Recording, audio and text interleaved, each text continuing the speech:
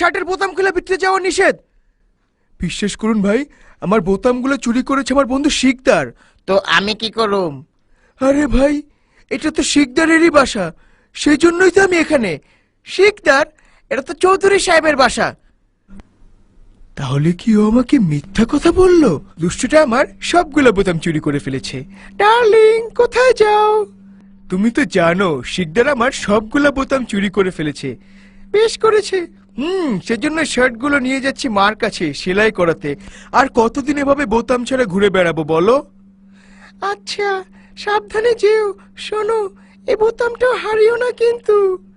যাও পাগলি, টাটা।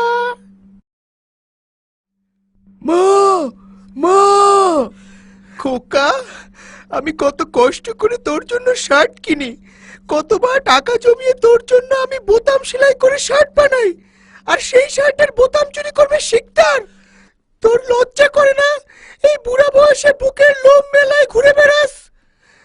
তোর থল থলে ভুঁড়ি দেখে আবাল বৃদ্ধ বনিতা। যা, তোর গায়ে গন্ধ।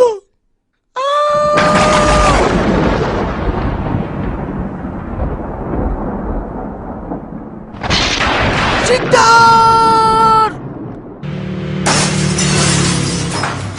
আজকে তোর একদিন কি আমার একদিন। আলি পিছু পিছু পিছুমাই, পিছু পিছু পিছুমাই, পিছুমাই। তুমি জানো কাল আমি শিকদারকে একদম মেরে তক্তা বানিয়ে দিয়েছি, আবার আমার বোতাম চুরি করেছে।